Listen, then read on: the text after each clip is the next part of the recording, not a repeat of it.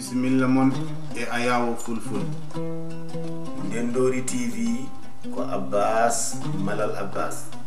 Gomu ngotadu Ibrahima Kane katanti leñol. On jarama.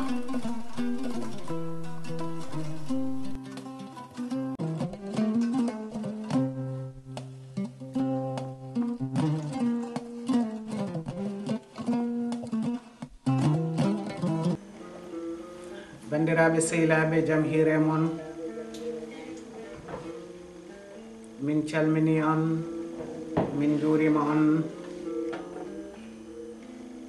min ñaaguima on duwaw, min neldi on duwaw to mbawɗon wonde kala. Ma ɗacca noon min hakke hande min jinno wadde yewtere men koye nder Freebox.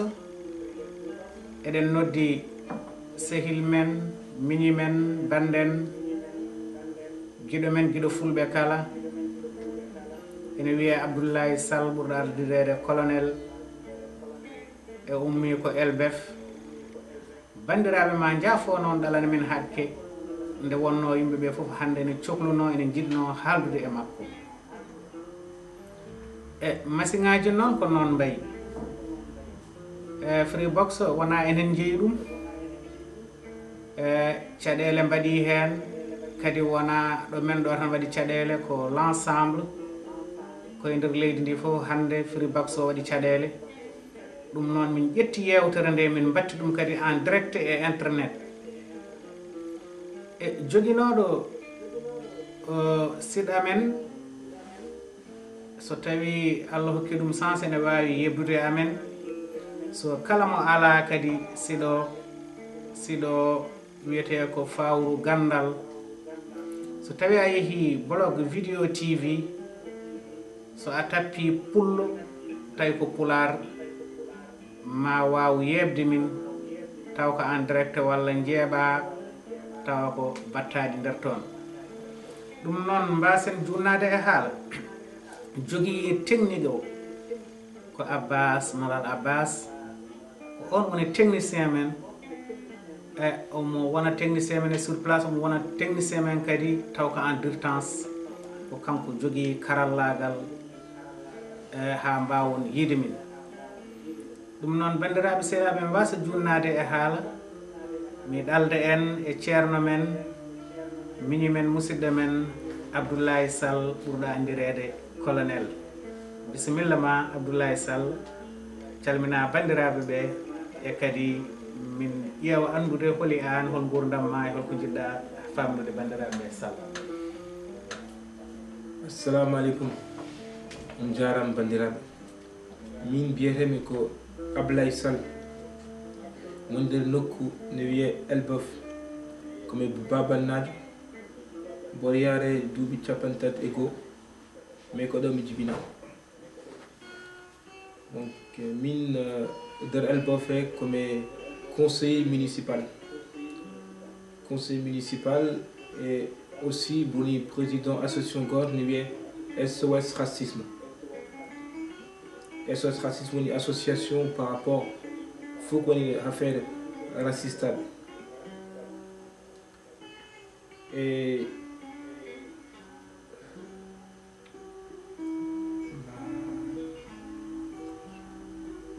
mi waɗɗon seeɗe randi minen pularam laaɓan no feewi ɗum ma jaafo ɗon bandiraɓe, par ce que hande wona normal que min mboɗo yaare 31 ans taw pularam laaɓani quoi, alors que nenaɓe on fof ko haal pular.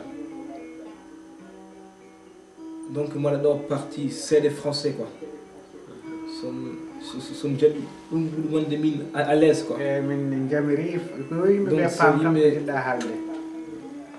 Donc vraiment aujourd'hui si je suis là en fait c'est pour essayer de passer un message auprès de la jeunesse, qu'elle soit africaine, de toute l'Europe. Je peux dire que aujourd'hui nous les Africains, plus particulièrement les Halpulars, on doit vraiment se battre, on doit vraiment se motiver et on doit vraiment tout faire pour l'éducation. Parce que si on remonte en arrière, il faut penser à nos anciens à nos anciens qui sont venus ici pour libérer la France. Je vais tellement loin parce que là je vous parle de la Première Guerre mondiale, de la Seconde Guerre mondiale. Quand on voit nos parents, nos ancêtres, ils se sont battus pour que la France soit libre et que nous, aujourd'hui, on se permet de ne plus aller à l'école, de ne plus rien faire et de dire c'est une fatalité, que c'est comme ça la France ne nous aime pas. Non, il faut dire qu'on est fier d'être français. Même si moi je suis d'origine mauritanienne, d'un village qui est Baba Belot, c'est là-bas que je viens. Mais malgré ça, aujourd'hui, je suis fier de dire que je suis français. Et il faut se battre pour tout ce qui est les valeurs françaises. Et dire que nous aussi, on a notre parti et qu'on va venir chercher le morceau qui nous est dû. Le morceau que nos grands-parents se sont sacrifiés et qui sont morts pour la France. Et qu'aujourd'hui, on nous parle d'intégration. Alors que le mot intégration, c'est pas pour nous. Moi, je suis né ici, je suis né en France, depuis la maternelle jusqu'à la faculté. Donc, je veux avoir les mêmes droits que Jean-Pierre, Fabrice, Fatima ou Litchi, de toute l'Europe, de tout le monde. Il ne faut rien oublier. Aujourd'hui, moi, je ne suis pas un étranger. Certes, nous, ici, la chance qu'on a, c'est qu'on a deux cultures. Avant tout, la culture que nos parents nous ont donnée, le poulard, et l'autre culture qui est la culture française. Donc on a cette chance d'avoir cette double culture, donc nous devons nous servir pour être ce qu'on peut appeler des super...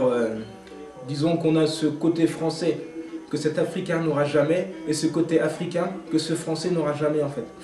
Et pour cela, on doit se battre. Et pour se battre, il n'y a pas le choix, il faut militer. Il faut rentrer dans les associations. Il faut rentrer dans la milieu politique. Il faut vraiment essayer de casser le barrage qu'il y a pour tout ce qui est aujourd'hui. Nous, on peut être avocat. Il y en a. On peut être médecin.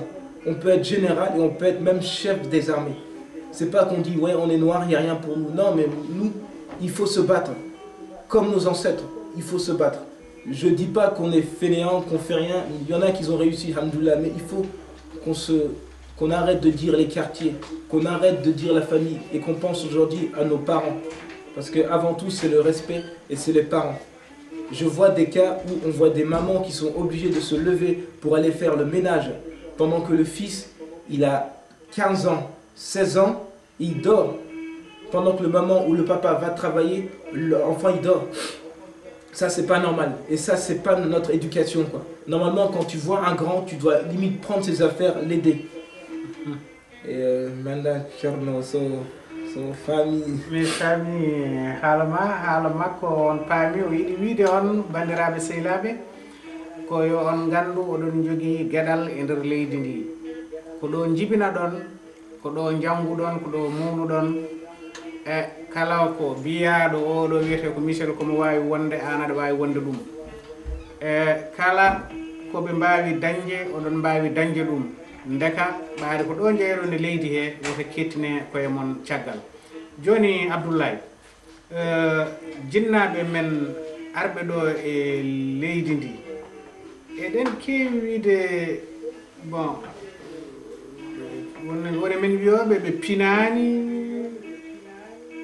ɓe ganda hay batte an holko pamɗa e ɗum est ce que an ɗum aɗa waɗi ɗum ko gonga ɓe pinani walla ɓe ganda e batte est ce que aɗa waɗi ɗum ko gonga yewen tan jiya babine ummo guila Fouta to hay paɗe ala waɗa traversé tout l'Europe de liggo haade dana ko ɓuuri wallude guuro makko guurel makko walla comment expliquer ça en fait un papa, excusez-moi mais haala français parce que nous français je suis à l'aise, mais quand tu vois un papa qui sacrifie tout, qui laisse père, mère au Fouta, qui laisse la famille, qui laisse les grands frères juste pour essayer de trouver une vie meilleure en passant par des bateaux. Là, on a vu pas mal de bateaux qui se sont échoués à la mer, juste pour avoir une vie meilleure.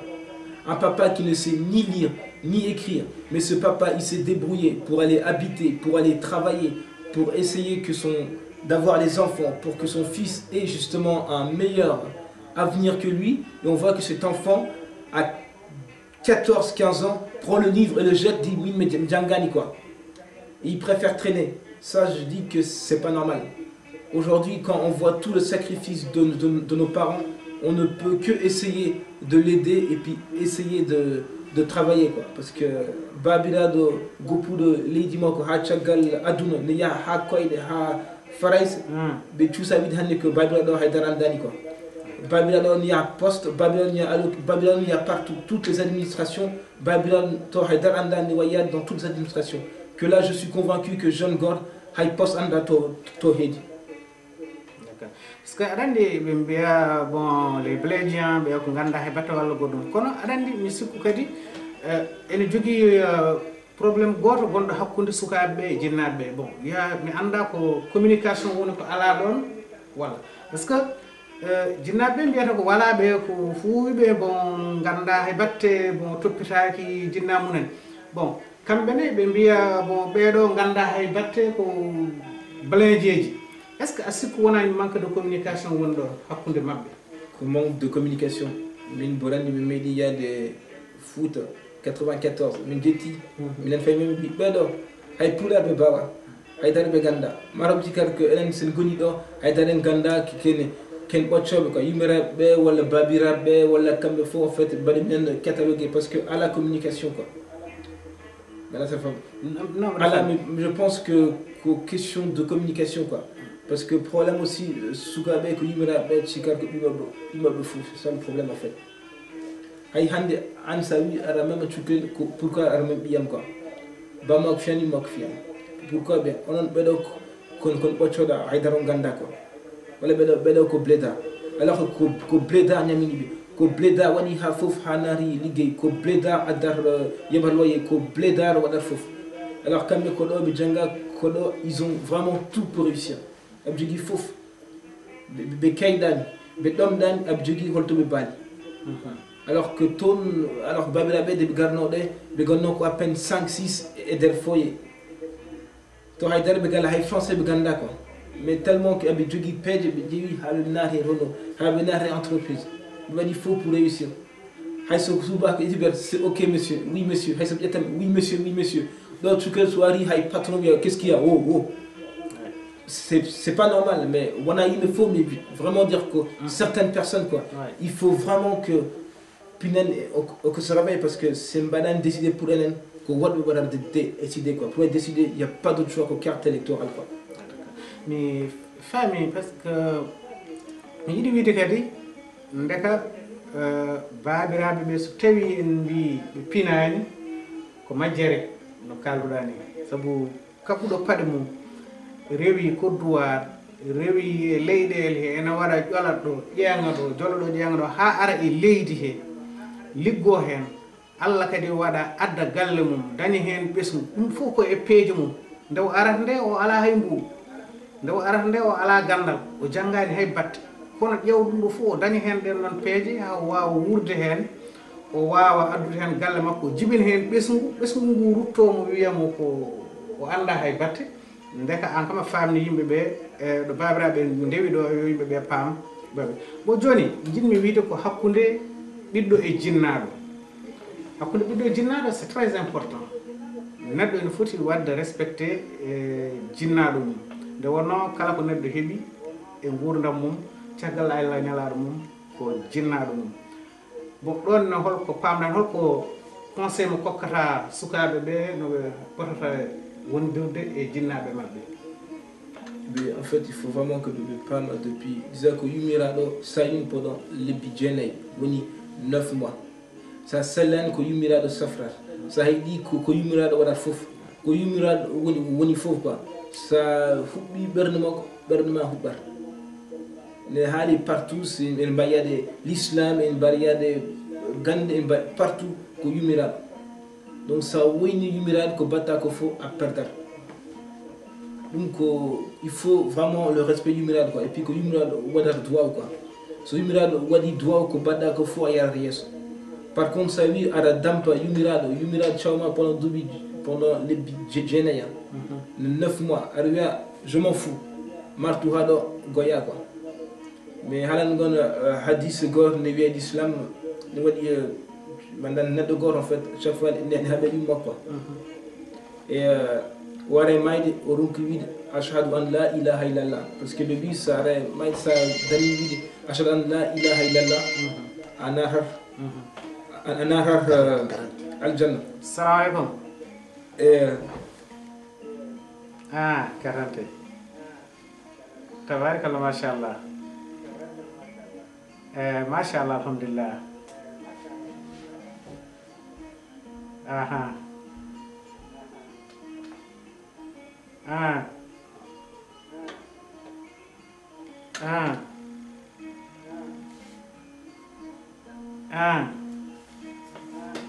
Wallahi yettora Allah, masha Allah.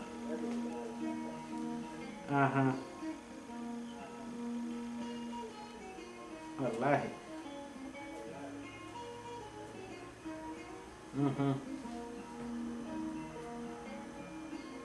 Wallahi.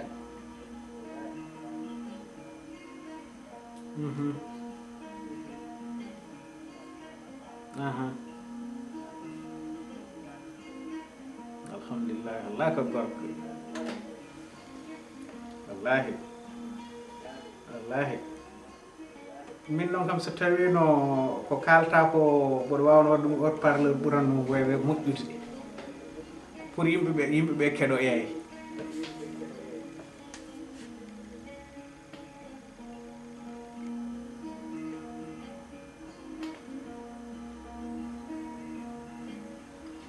wal wimo yonnude e numéro am téléphone eyyi jokku.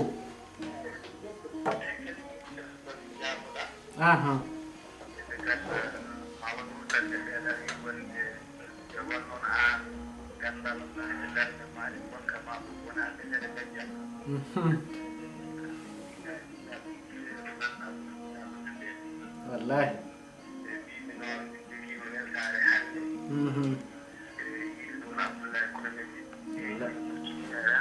Masha Allah.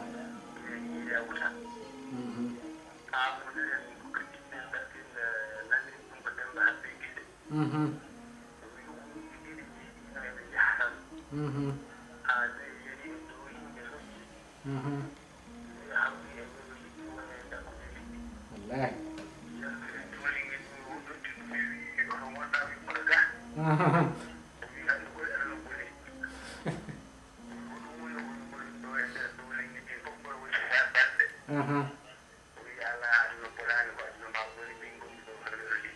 Wallahi.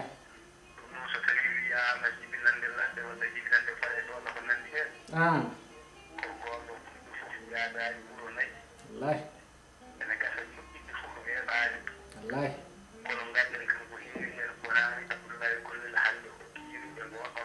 Wallahi. Wallahi.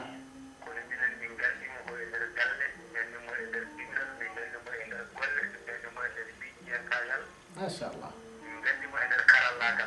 Alhamdulillah.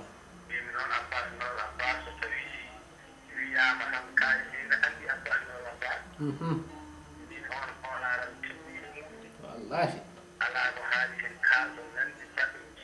Masha Allah.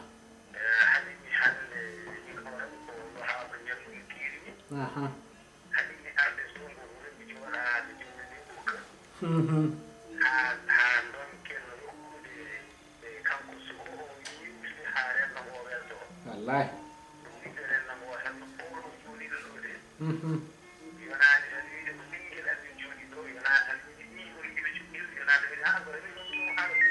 Wallahi.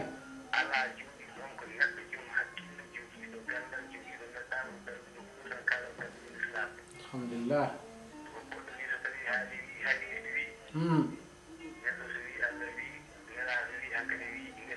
Wallahi.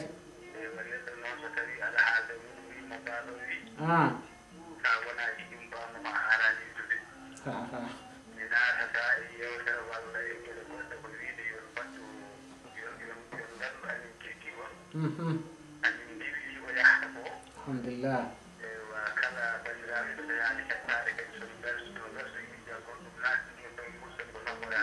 Masha Allah. Jaram.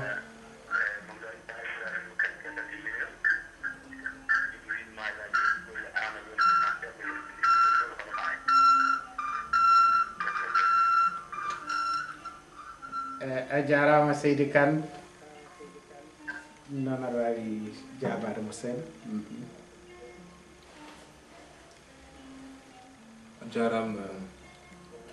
a jarama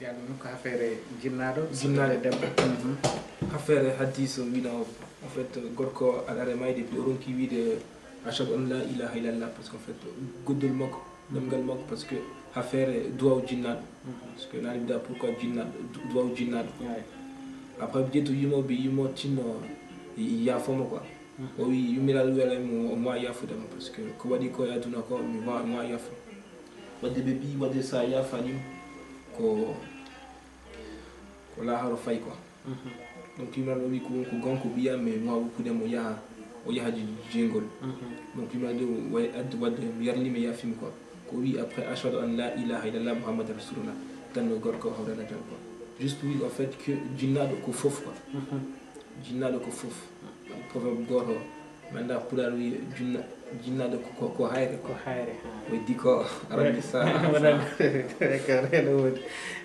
woɗi jogui namdal gotal namdal ngal e ngal ɗumni andi o noon jibinaɓe ɗo ɓe so tawi mo gummima ɗo on jeehi Fouta ɓe mbiyata on ko français naɓe gari so tawi on goni ɗo e leydi ndi kadi on jogotako kadi gueɗal wonde kadi ko ɗo e leydi he jeeɗon joni on ɗon ganumma hol an holno pamirɗa ɗum e hol kadi no guittirton ɗum so tawi on jeehi Fouta noɓe mbiyata on kono français naɓe ni est ce que on mbawa salade mbiyon minen hassino min france naɓe minen ɗo min jeeya ɓawi ko double nationalité gueɗe mbaɗe noon holno guittirton ɗum il faut ko pular tan pular leydi et puis pular leydi e sari tan troisiéme minute kadi ko éducation leydi saari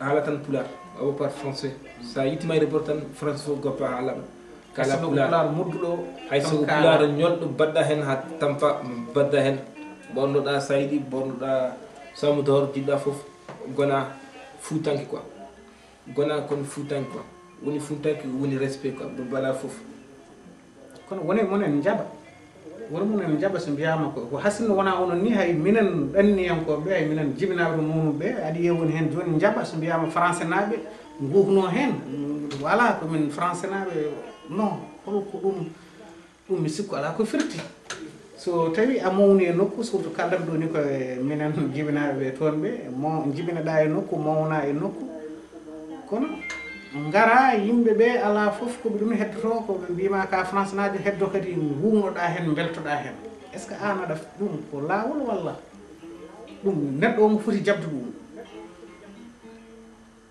min hande wawi wiide que comme parce que en fait c'est comme si parce que même probablement c'est comme bien men en fait min ɓuuri yiide ko nenam walla babam ko woni France walla Mauritanie donc min mbawa suɓade ko c'est pour ça donc commen ɗiɗo tan commen français et commen origine étrangère kono joni so jeehi toon kamɓe ɓe mbiyata on tan kono français neji mbiyata tan ko cukalon français ngari après ko sukaɓe kaɓata bien non mais minen min jaɓani ko ɗo baba men goni ko ɗo tane men guuri galle men nan ɗo ko ɗo min goni ko ɗo min jeeya hay so min goni caggal ladde to ko ɗo min jeeya rahmatullah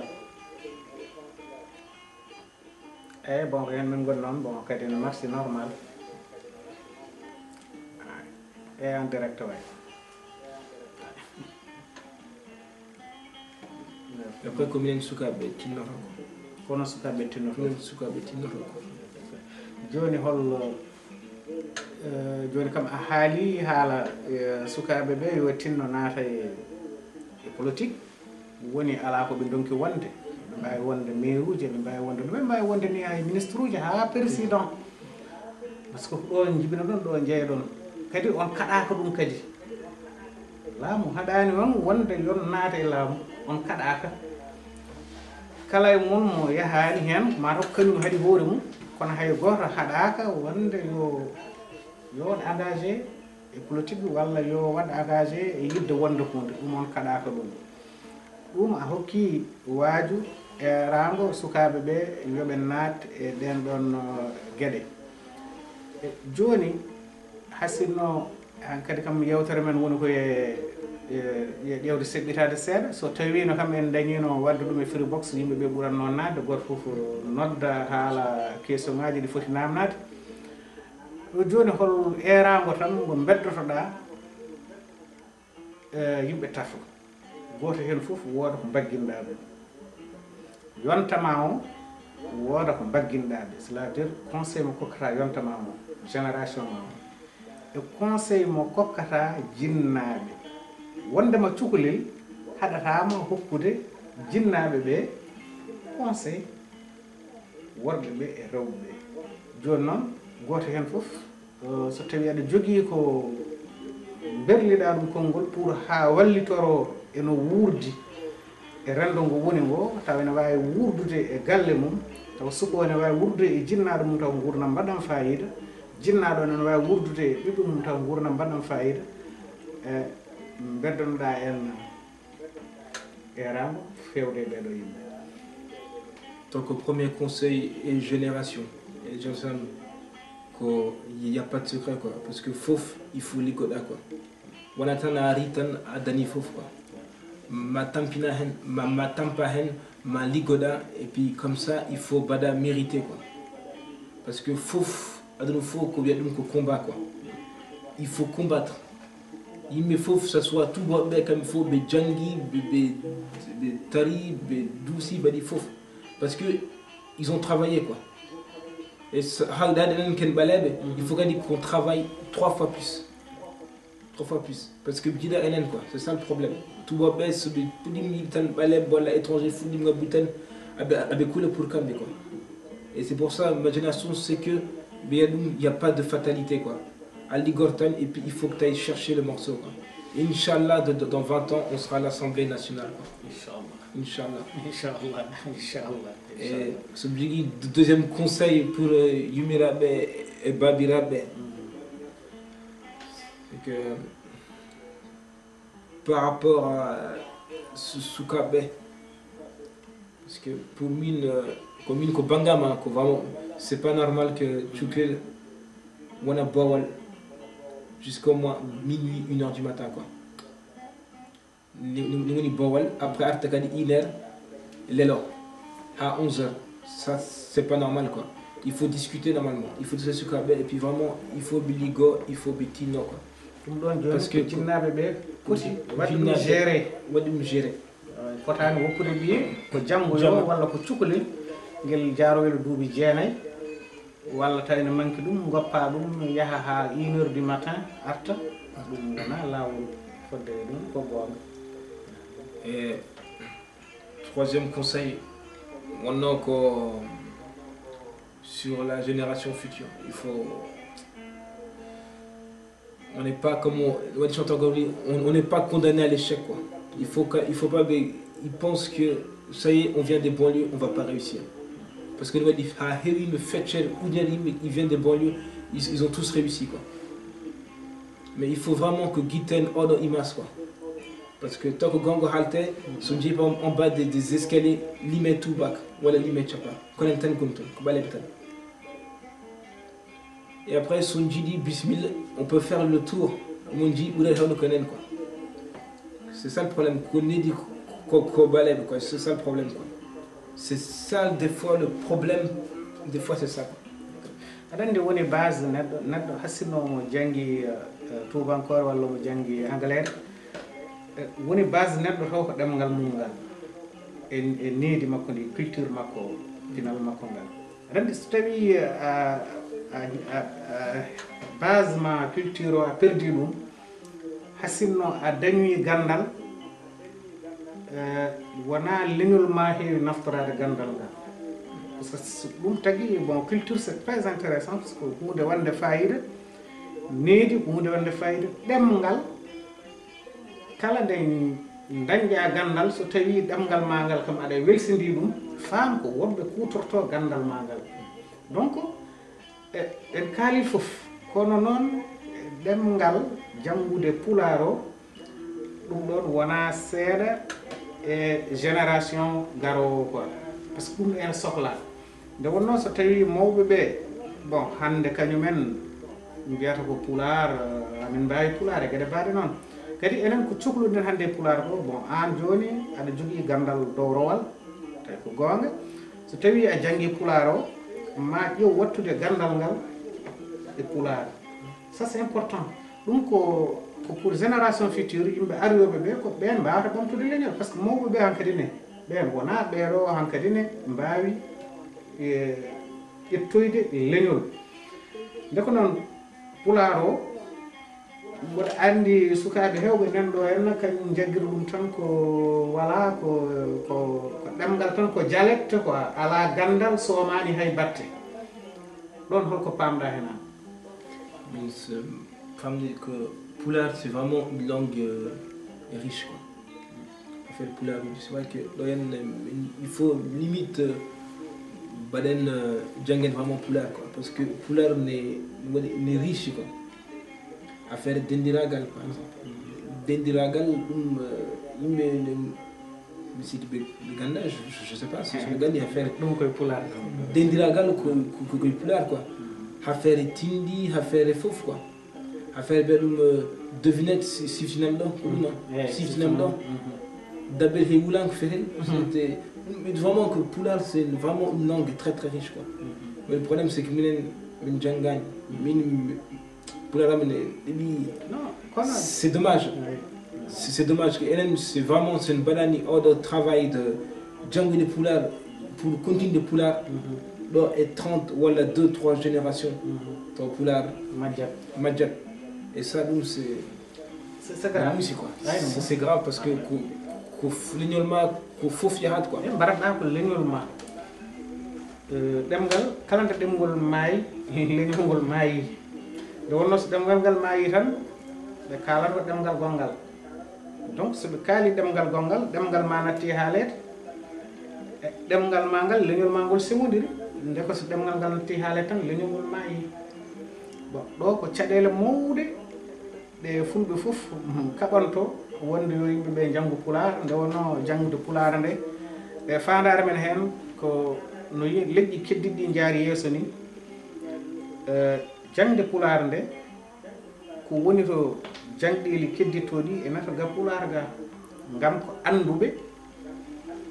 anduɓe men pulaar ko wayno an ka gandu hande so tawi min mi windi defteram e pulaar mboɗo wawi addude ma ya wattu deftere nde e France yimɓeɓe ganda nde ɗo nde adi muulede ko e pulaar nde ko noon bon yo bandiraɓe ɓe mboɗo wiyaɓe kam bawɗe heɗade yewtere men walla bawɗe yebde yewtere men foof fandare men foof ko yen tinno e leñol men tinnoɗen e pulaagu men holko woni pulaagu men tinnoɗen e janggude pulaar ganden ɗemgal ngal ko ɗemgal gurgal ɗemgal banggal fayida ɗemgal ngal ganduɗa hoore ma ene yaltina ko ɗemde keddiɗe ɗe jaltinta ko ceerno men Ibrahima Kane ene heeɗi en ɗo omo daara en e amin jetta Allah amin jettamo amin mbiya so Allah jaaɓi inchallah so tawi hono mabɓe ne guuri e aduna he yakare mawde ene joga